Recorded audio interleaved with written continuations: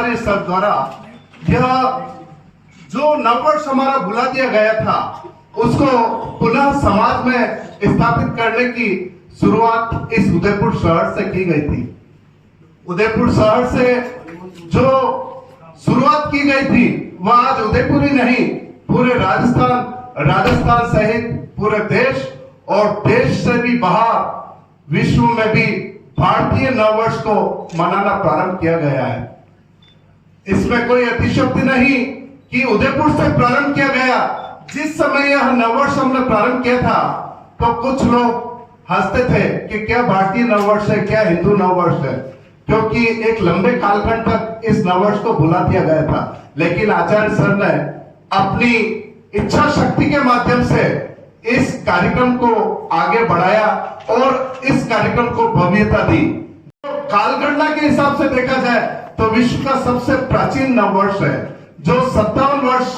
आगे इस इंग्लिश वर्ष से भी चल रहा है। तो इसको आगे बढ़ाने में महत्वपूर्ण भूमिका श्रद्धेय श्री आचार्य जी श्यामलाल जी कुमावत द्वारा की गई थी, जिसको अभी वर्तमान में आगे बढ़ा रहे हैं उन्हीं के पुत्र और अखिल भारतीय नववर्ष समारोह समिति के राष्ट्रीय सचिव डॉक्टर प्रदीप जी कुमावत सर द्वारा। हमारे समिति की एक बहुत ही इच्छा थी कि जिस नववर्ष को पूर्ण वैभव की ओर ले जाने का श्रेष्ठ कार्य जिनके द्वारा पुनः शुरू किया गया था, ऐसे श्रद्धेय श्यामलाल जी आचार्य सर को हम किस प्रकार भारत रत्न हमारे समाज पुनः जा रहा है, ऐसे श्रद्धेय आचार्य जी को भारत रत्न दिया जाए, उसका मैं आप सभी से भी निवेदन करूंगा कि आपके माध्यम से भी यह समाचार जन जन तक और हमारे प्रधानमंत्री केंद्र सरकार तक जाए कि जिन्होंने इस नववर्ष को प्रारंभ करने में पुनः महत्वपूर्ण भूमिका निभाई, उन्हें कहीं न कहीं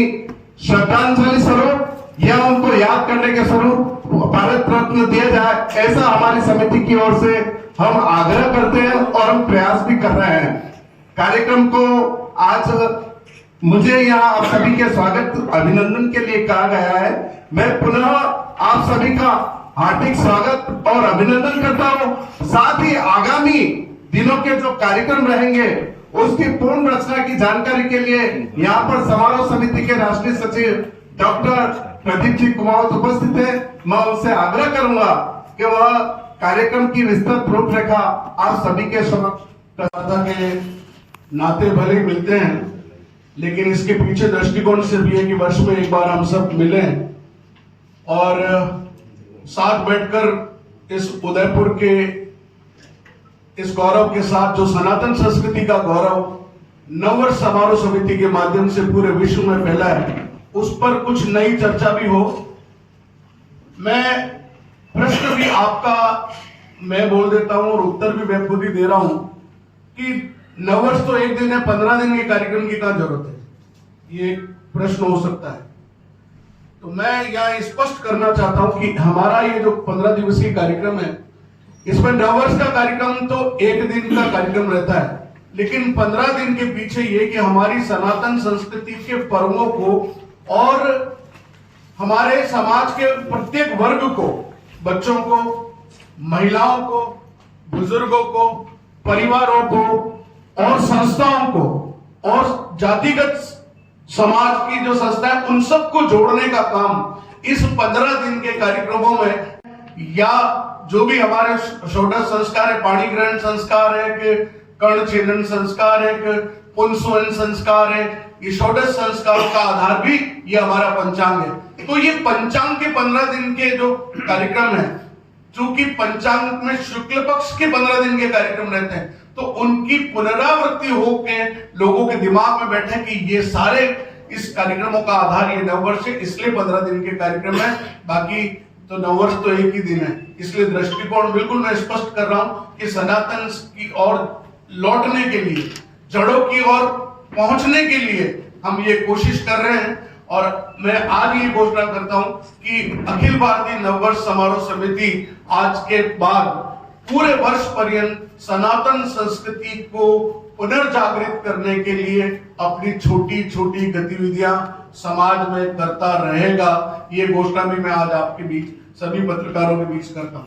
जयंती होती तो हो जाती है। एक संदेश देने के लिए लोकल लोगों को कि आप आइए, यहाँ पर दुग्धाभिषेक करके इन मूर्तियों को हम सजाएंगे भी, उनका अभिषेक भी करेंगे और एक संदेश देंगे कि ये आपकी नैतिक जिम्मेदारी के समय समय पर सप्ताह भर में 15 दिन में इन पर अभिषेक करके और वो एक जिम्मेदारी हम वहां लोगों को सौंपने का काम करने जा रहे हैं। नववर्ष समारोह समिति अपने इस वर्ष के कार्यक्रमों को पखवाड़े के रूप में मना रही है। उसके पीछे मूल भाव ये कि सनातन संस्कृति के उन सभी संस्कारों को और परंपराओं को लोगों को जोड़ने के लिए 18 मार्च से इस कार्यक्रम का शुरुआत करेंगे वरुण वंदन से। 19 को घट स्थापना है, 20 तारीख को आमंत्रण यात्रा, 21 तारीख को महिलाओं के लिए रंगोली की प्रतियोगिता और 22 तारीख को एक बड़ा कार्यक्रम मारी गोबर, जिसमें महिलाएं राजस्थानी परिवेश पहनकर और यहाँ आलोक श्री राम उद्यान में इस कार्यक्रम का बड़े स्तर पर आयोजन होगा। 23 तारीख को गो गंगा गायत्री का आयोजन दिन में 11 बजे महाकालेश्वर मंदिर। 24 को विक्रम विरासत परिक्रमा, 24 और 25 को जिसमें सभी मूर्तियों का, उदयपुर में जितनी मूर्तियां महापुरुषों की, उन पर दुग्धाभिषेक और प्रत्येक स्थान पर 11 वहां के समाज सेवियों का सम्मान हम करेंगे।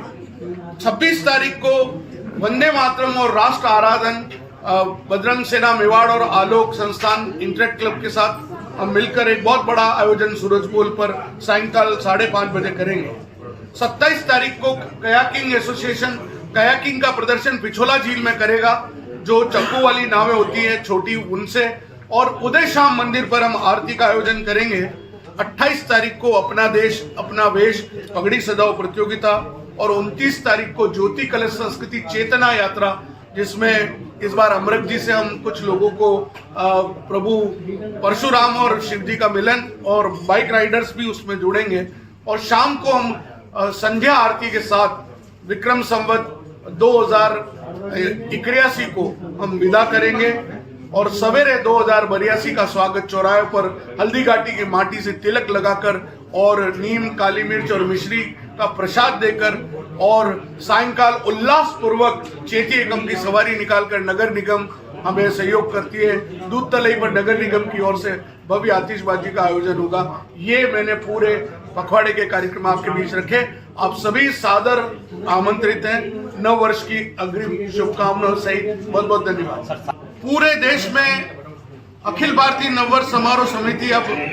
आज से ही इस संकल्प के साथ कि 7 नवंबर को वंदे मातरम दिवस पूरा भारत मनाए, इसके लिए अखिल भारतीय नववर्ष समारोह समिति प्रयास करेगी और सरकार से भी निवेदन करेगी कि 7 नवंबर को वंदे मातरम दिवस घोषित किया जाए। द कलर्स 18 उदयपुर न्यूज़ को सब्सक्राइब करें और हमेशा अपडेट रहिए।